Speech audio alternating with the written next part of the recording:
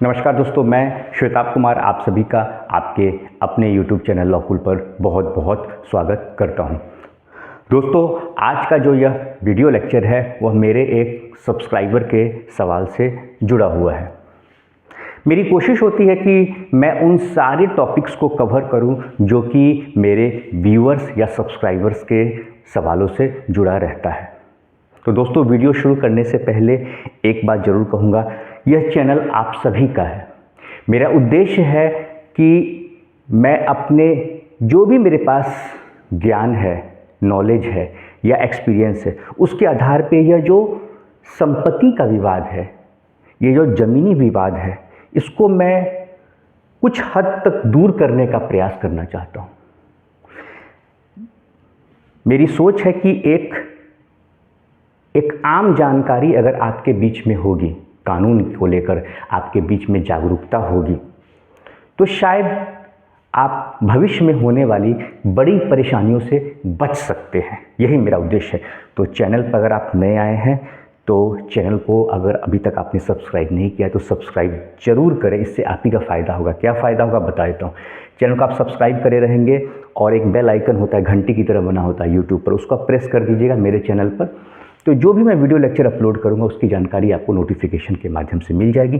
कोई सवाल है तो सवाल आप मुझसे ज़रूर पूछें। हाँ, एक बात जरूर कहूँगा, सवाल थोड़ा सा साफ और स्पष्ट तरीके से आप लिखें। कभी कभी मैं सवाल समझ नहीं पाता हूँ और आपसे ज़्यादा मुझे अफसोस होता है कि मैं आपके पूछे गए सवाल का जवाब नहीं दे पाता हूँ। तो प्लीज़ आपसे रिक्वेस्ट हुआ कि सवाल थोड़ा स्पष्ट पूछें। तो चलिए आज के इस वीडियो लेक्चर में हम लोग आगे बढ़ते हैं। देखिए, सवाल यही था कि सर, मेरे चाचा जी ने, चूँकि संपत्ति जॉइंट फैमिली की प्रॉपर्टी थी, ठीक है, तो चाचा ने क्या किया, उनके नाम से पावर ऑफ अटॉर्नी धोखे से उन्होंने बनवा ली। ठीक है, धोखे से बनवा ली। पहला फ्रॉड वो हुआ, धोखे से बनवा लिया। उसके बाद क्या हुआ कि उस पावर ऑफ अटॉर्नी से उन्होंने मेरे हिस्से की ज़मीन, यानी कि जो उनके, चूँकि प्रॉपर्टी क्या थी, जॉइंट थी, ठीक है। अब जैसे मान लीजिए कोई एक्स है, उनके दो बेटे हैं, ए और बी। तो यह जो बी है यह चाचा जी हैं। क्या है? चाचा। ठीक है। तो इन चाचा ने क्या किया, फ्रॉड तरीके से पावर ऑफ अटॉर्नी के थ्रू क्या किया, इन्होंने जमीन को बेच दिया। एक भाई है, इनका बेटा है, ठीक है, सी। इन्हीं का यह सवाल था। तो मैं क्या करूं, मेरे पास क्या अधिकार है, यही सवाल है इनका।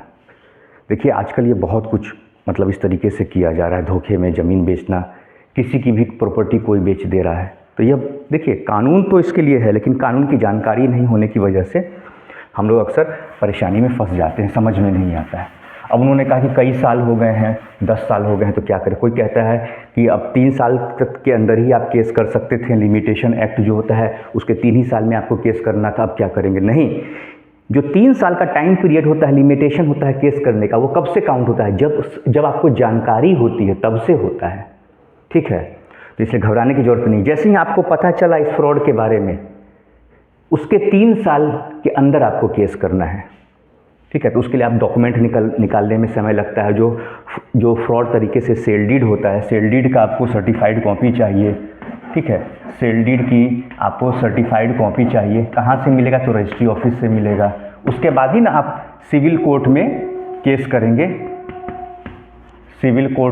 करेंगे, ठीक है, यह सारी चीज़ें। तो इसके लिए आपको कोई घबराने की ज़रूरत नहीं है। इसमें आप क्या कीजिए, सेल डीड जो है ना, सेल डीड को कैंसिल करवाइए कोर्ट से। देखिए, आपको अधिकार तो चाहिए, कोर्ट तो आपको जाना पड़ेगा। पुलिस, बहुत लोग कहेंगे पुलिस में जाके FIR कर दी, पुलिस का काम नहीं है ये सब कुछ। ठीक है, हाँ, आपके साथ मारपीट होता है, कुछ होता है, तो उसके लिए आप पुलिस में जाके केस कर सकते हैं, थाने में जाके। लेकिन ऐसे आप पुलिस के पास जाने पर आपको कोई फ़ायदा नहीं होगा। तो आप क्या कीजिए, सेल डीड की सर्टिफाइड कॉपी नंबर 1 ले लीजिए। उसके बाद देन आफ्टर आप सिविल कोर्ट में एक लॉयर के माध्यम से, वकील साहब की आपको ज़रूरत पड़ेगी, सिविल कोर्ट में आप केस कीजिए। केस किस चीज़ का होगा, तो सेल डीड कैंसिल का होगा। इसमें सेक्शन, चूँकि देखिए इसमें जो डीड एग्जीक्यूट हुआ है सेल डीड, उसमें आप पार्टी नहीं है, पावर ऑफ अटॉर्नी के थ्रू सेल डीड किया गया है, ठीक है। तो इसमें आप सेक्शन 31 में नहीं जाके सेक्शन 34 में जाइए। Section 34 of specific relief act 1963, इसमें आप क्या कीजिएगा, ध्यान से बताता हूं, सुनिएगा। इसमें सेक्शन 34 के तहत जो आप केस फाइल कीजिएगा सेल डीड को रद्द करवाने के लिए, इसमें आप क्या कीजिएगा कि स्पेसिफिक आप एक रिलीफ और मांगे, उसमें रिलीफ मांगा जाता है कि ये मुझे रिलीफ चाहिए।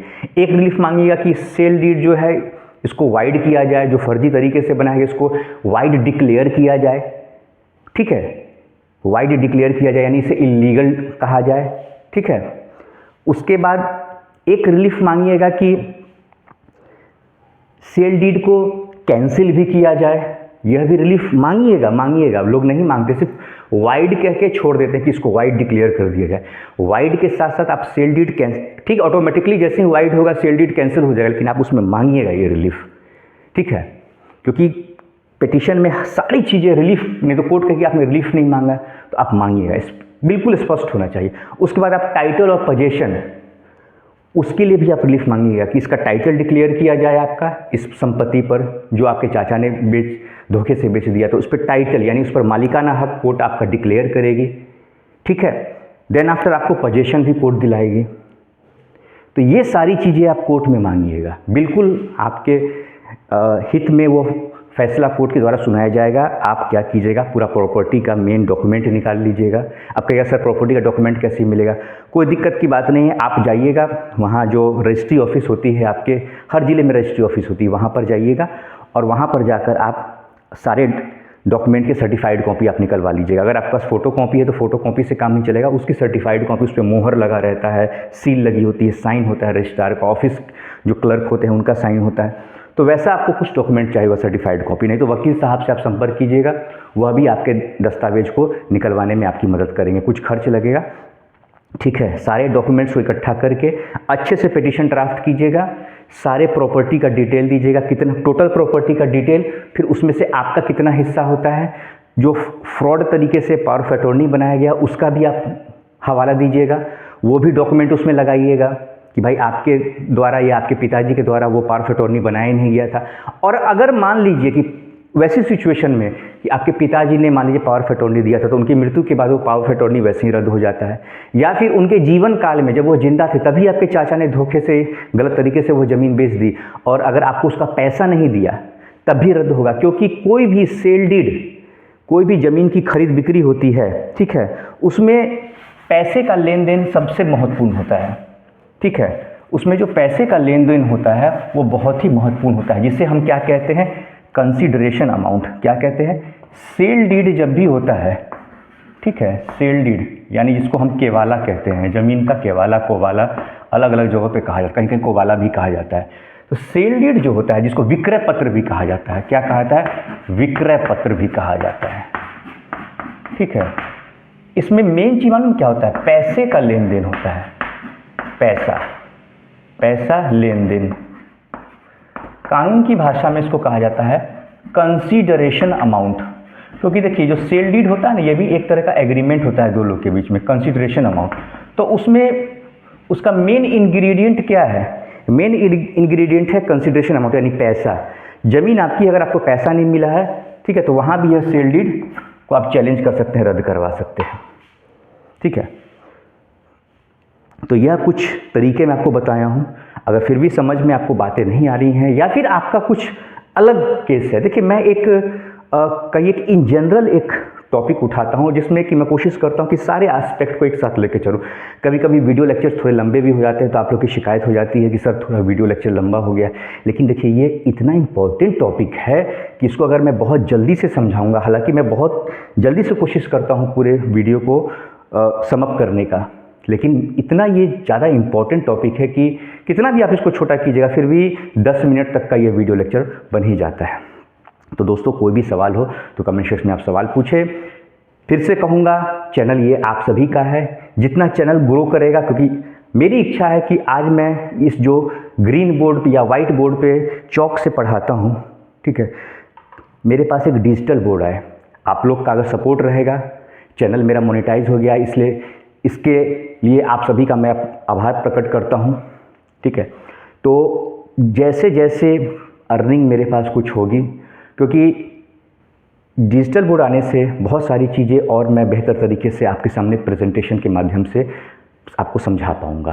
तो चैनल को सब्सक्राइब ज़रूर करें, वीडियो को देखें, जो भी एड्स आते हैं, जो ऐड इसमें दिखाया जाता है यूट्यूब पे, उसको आप ऐड को देखेंगे, जो प्रचार होता है, तो उससे मुझे रिवेन्यू मिलेगा, यूट्यूब की तरफ से मुझे कुछ पैसा उससे मिलता है। कोई जितने भी यूट्यूबर होते हैं, तो उससे मैं कोशिश करूंगा, क्योंकि मेरी इच्छा है कि जो भी पहला पैसा आएगा मैं उसे इकट्ठा करूंगा और उससे एक बढ़िया सा डिजिटल बोर्ड लूँगा, ताकि मैं और भी बेहतर तरीके से आप सभी के बीच वीडियो लेक्चर्स लाऊँ। ठीक है दोस्तों, तो आज का लेक्चर यहीं पे कंक्लूड करता हूँ। कोई सवाल हो तो सवाल ज़रूर पूछेंगे। नमस्कार।